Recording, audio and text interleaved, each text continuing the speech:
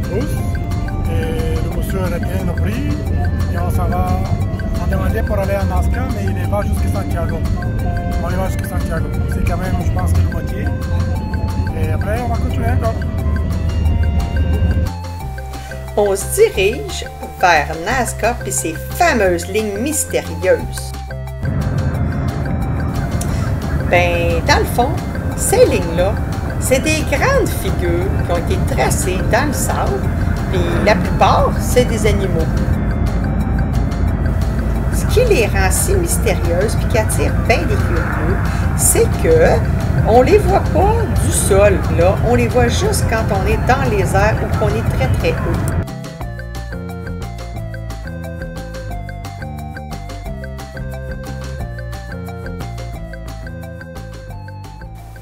Il faut que je vous raconte.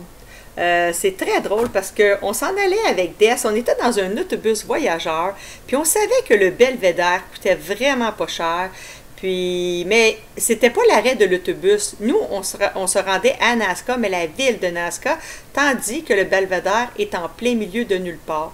Puis on a fait arrêter l'autobus voyageur en plein milieu pour pouvoir descendre puis aller voir le Belvédère.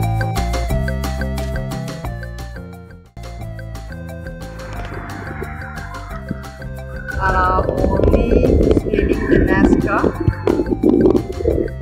On n'est pas en vol d'oiseau, on n'est pas dans un avion, on est dans un mirador. Fait que là, on voit quand même bien.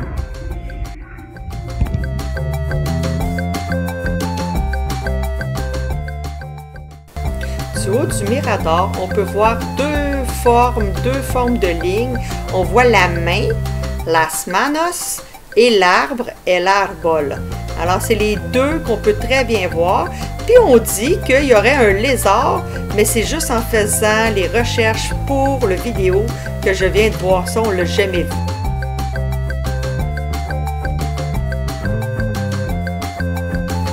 On a eu une super belle conversation avec un local. Puis, son avis, c'était que les lignes, pour lui, représentaient un système d'irrigation pour l'eau. Puis il nous a expliqué que dans le temps, on y stockait l'eau, puis après, on pouvait s'en servir pour arroser puis fertiliser les terres qui étaient très sèches.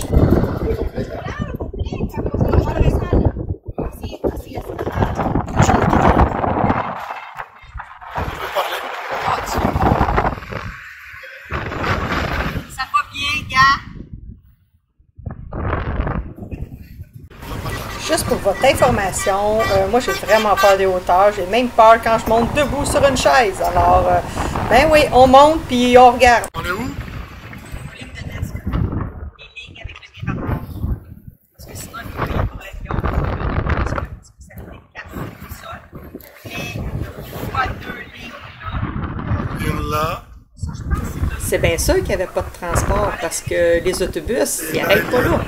Et en plus, ben, la nuit commençait à tomber, commençait à faire vraiment froid. Puis je me suis dit probablement qu'on serait obligé de coucher dans le champ à peut-être 2-3 degrés. Puis comme il fait très noir là-bas puis qu'il n'y a pas de lumière, à un moment donné, il y a un camion qui est arrêté. Il nous a fait signe d'embarquer, puis Tess est allé voir, puis il est revenu en courant, puis il dit go, go, go, on embarque dans la boîte de pick-up. Puis bon, ben, pour terminer l'histoire, notre trajet extérieur a été pas mal froid et venteux. Il n'y avait plus de soleil, puis on a fait un 30 km, donc environ 30-40 minutes dans une boîte de camion à se faire vanter, à se cacher, puis à essayer de s'abriter du vent. Finalement, demain, on a décidé de faire un tour d'avion, puis on va se rendre directement à l'aéroport. Mon petit poulet. Alors, on est dans la petite aéroport. On appelle ça Maria. Ah, c'est bon. Ouais. OK. L'aéroport un petit aéroport à Nazca. Maria. Rage, installation. Oui, mais ça, non, ça c'est d'autres choses. C'est le nombre de repas. OK, en tout cas. Et là, tu vas scraper mon vidéo. Alors, on est en attente pour notre vol. On s'en va, on vole vers les lignes de Nazca. On s'est payé ça. Alors, c'est un rêve qu'on voulait vivre. On va voler. On a pris notre billet mobilaire parce que on s'est rendu directement à l'aéroport ici. On n'a pas négocié avec des traitants. OK, on y va! Puis on s'est rendu pour avoir le vol le plus rapide possible parce qu'on ne veut pas passer la journée ici à niaiser. Alors, on s'en va voir du haut du ciel, hein? Les lignes de Nazca. Alors, on est sur le Tarmac.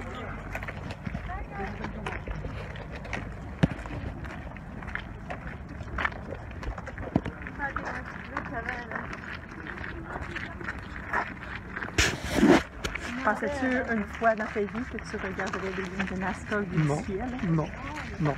Dans les livres qu'on voit ça, hein? Oui, c'est ça.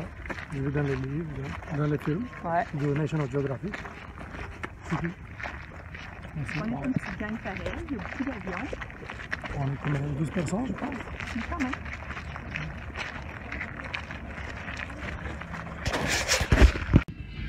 Sí, por eso, ellos los acomodo, pero como ya, para que lo tengan más una idea.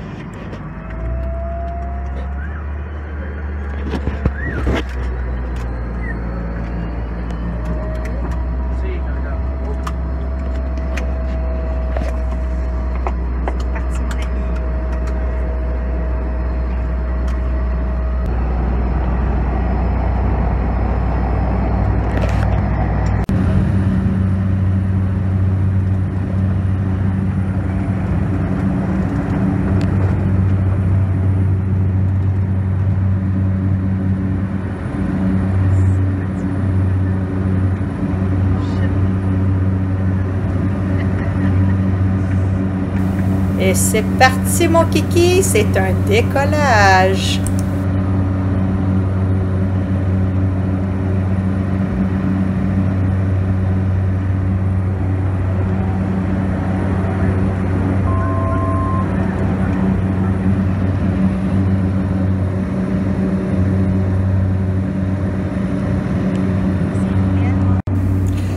Du ciel, c'est très dur. Alors, le pilote, ce qu'il fait, c'est que quand il voit quelque chose en bas, une ligne, puis il veut vraiment porter notre attention, il fait 3, 2, 1, puis il nous montre tout de suite à gauche ou à droite.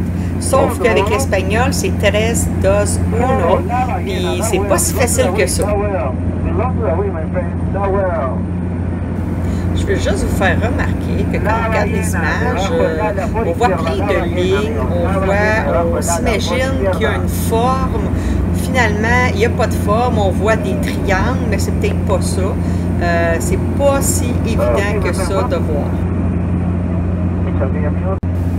Pas évident, comme ici, on nous montre des triangles, alors on n'est pas sûr.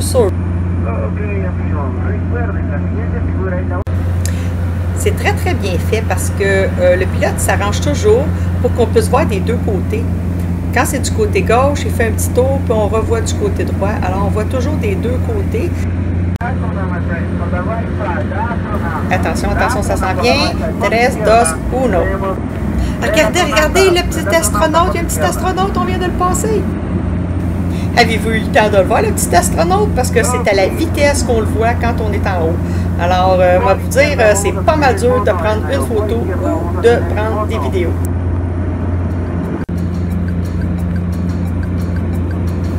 Selon mes recherches, on aurait découvert ce site-là 200 à 300 ans avant Jésus-Christ, puis c'est devenu le patrimoine de l'UNESCO depuis 1994.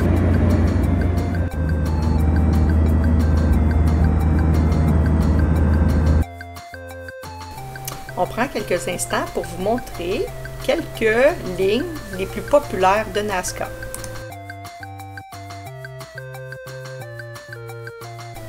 Et qu'il y a beaucoup de théories sur ces lignes-là.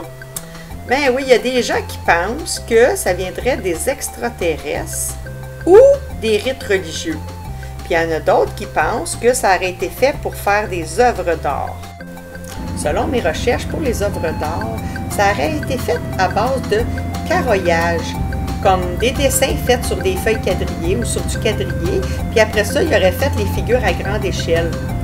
Puis, dans les lignes de NASCAR, on peut y retrouver à peu près 800 figures géométriques, des lignes droites, des cercles, puis à peu près 70 dessins.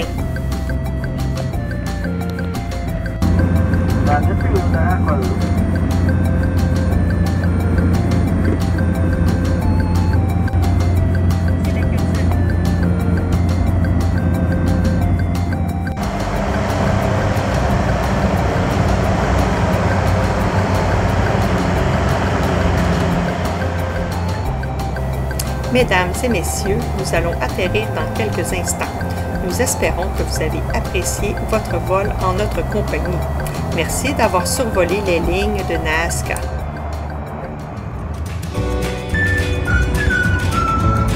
C'est à peu près ça. Dans le prochain épisode, on poursuit notre voyage et on se rend jusqu'à Arequipa.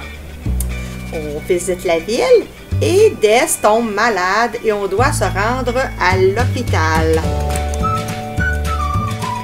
Et après l'hôpital, Des fait une montée dans le premier mirador de verre à 50 mètres d'altitude. Mais tout ça, c'est une très longue histoire que vous saurez à la prochaine émission.